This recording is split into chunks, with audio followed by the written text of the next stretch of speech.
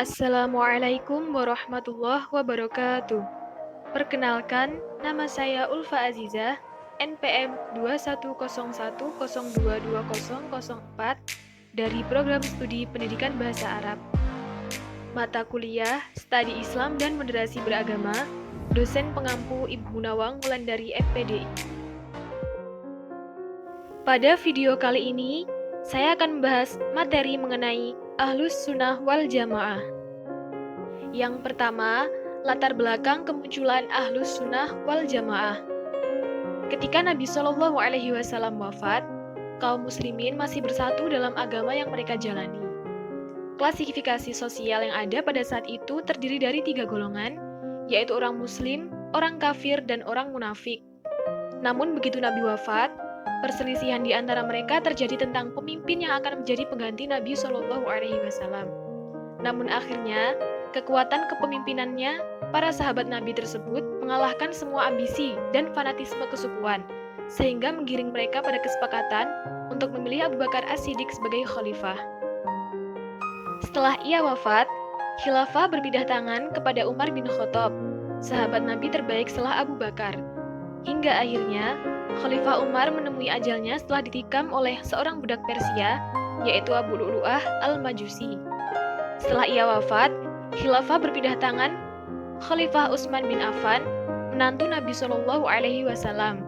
Ia dibaiat sebagai khalifah berdasarkan hasil rapat tim formatur yang dibentuk oleh Umar menjelang wafatnya. Setelah 6 tahun dari masa pemerintahan Utsman, friksi internal dan gejolak politik seputar kebijakan-kebijakan, Utsman mulai muncul ke permukaan dan menjadi sasaran kritik sebagian masyarakat.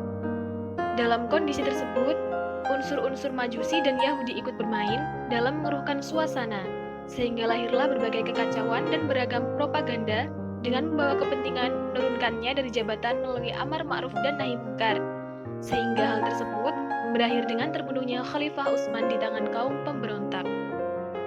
Setelah itu, khilafah berpindah tangan ke Ali bin Abi Thalib, menantu dan sepupu Nabi, serta sahabat terbaik setelah wafatnya Utsman.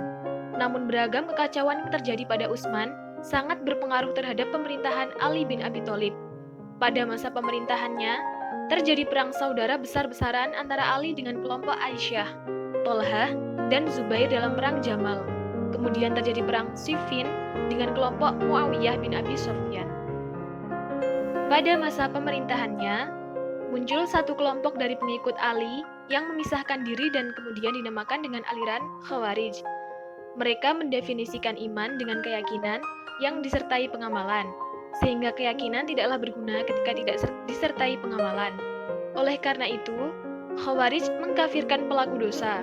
Khawarij berpandangan bahwa Utsman, Ali, Aisyah, Tolhah, Zubair, Muawiyah, dan pengikut mereka dalam perang Jamal dan Siffin adalah kafir. Khawarij hanya mengakui Khalifah Abu Bakar dan Utsman. Pada masa Ali, lahir juga aliran Sabaiyah dari kalangan Rafidhah atau Syiah yang dipimpin oleh Abdullah bin Saba. Mereka berpandangan bahwa Ali adalah Tuhan. Ajaran Abdullah bin Saba ini dilanjutkan oleh golongan Syiah yang terpecah menjadi 3 golongan besar, yaitu Imamiyah, Zaidiyah, dan Ismailiyah.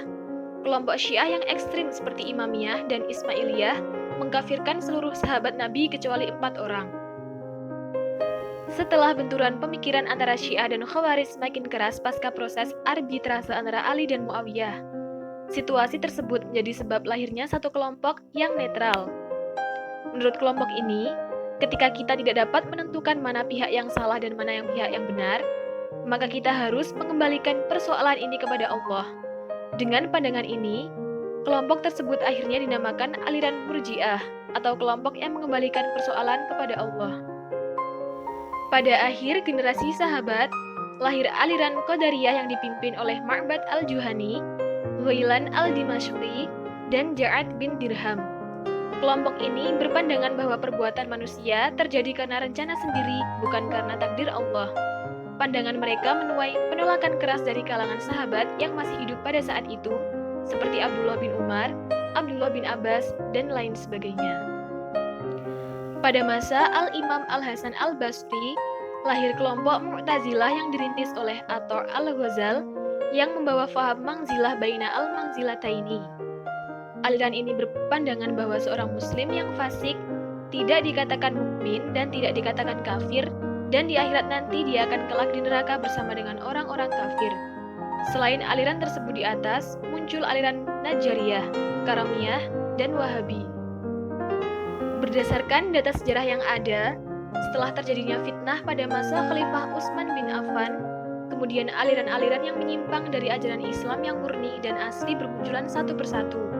Maka pada periode akhir generasi sahabat Nabi Shallallahu Alaihi Wasallam, istilah Ahlus Sunnah wal Jamaah mulai diperbincangkan dan dipopulerkan sebagai nama bagi kaum muslimin yang masih setia kepada ajaran Islam yang murni dan tidak terpengaruh dengan ajaran-ajaran baru yang keluar dari mainstream.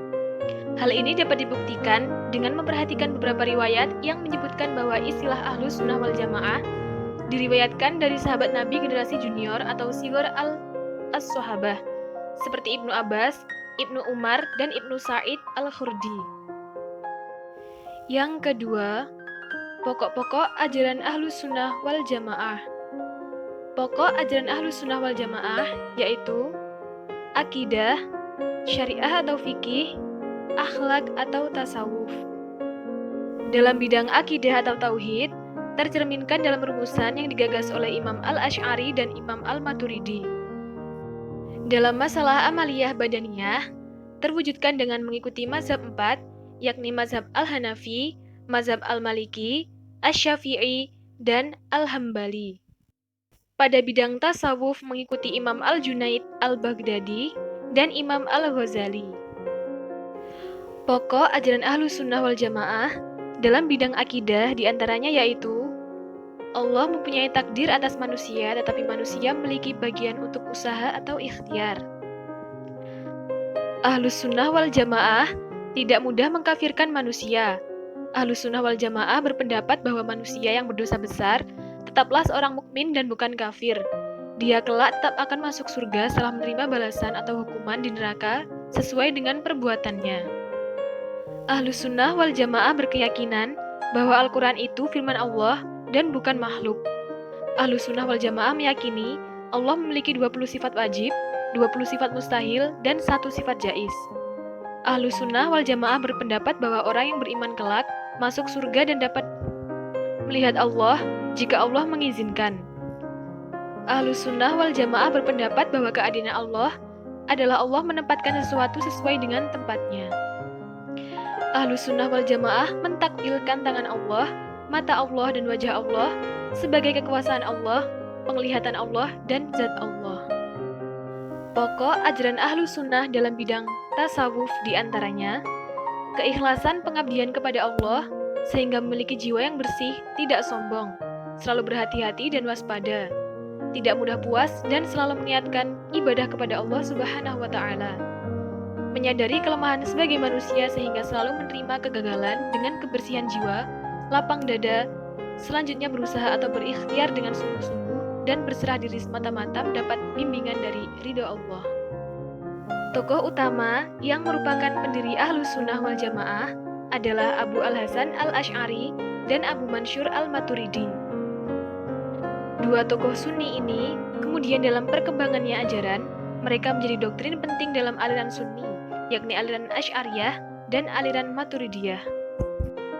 Ciri-ciri ajaran Ahlus Sunnah diantaranya 1. Ahlus Sunnah selalu memelihara jamaah. Golongan Ahlus Sunnah wal Jamaah bertugas untuk memelihara keutuhan umat Islam. Mereka menempuh jalan tersebut sesuai dengan syariat Allah Subhanahu wa Ta'ala. 2. Bersikap tasamuh. Mereka tidak hanya menghargai perbedaan dan cinta damai terhadap sesama muslim, tetapi juga kepada non-muslim yang tidak berbuat zalim. Ahlus Sunnah senantiasa menghargai perbedaan dalam masalah mazhab fikih dan mazhab akidah. Yang ketiga bersifat tasawuf. At-tasawuf artinya di tengah-tengah, tidak ekstrim, kiri maupun kanan. Sebagaimana firman Allah dalam surat Al-Baqarah ayat 143 yang artinya, dan demikian pula kami telah menjadikan kamu umat Islam, umat pertengahan, agar kamu menjadikan saksi atas perbuatan manusia dan agar Rasul menjadi saksi atas perbuatan kamu. Yang keempat, tawazun atau seimbang. Ahlus Sunnah wal Jamaah seimbang dalam segala hal, termasuk penggunaan dalil akli, berasal dari akal pikiran yang rasional dan dalil nakli yang bersumber dari Al-Quran dan hadis. Kelima, Ahlus Sunnah selalu bersikap i'tidal. Bersikap i'tidal artinya tegak lurus, senantiasa menegakkan kebenaran dan keadilan. Inilah tugas manusia yang diperintahkan Allah Subhanahu wa Ta'ala. Cukup di sini yang dapat saya sampaikan. Kurang dan lebihnya, saya mohon maaf yang sebesar-besarnya. Wassalamualaikum warahmatullahi wabarakatuh.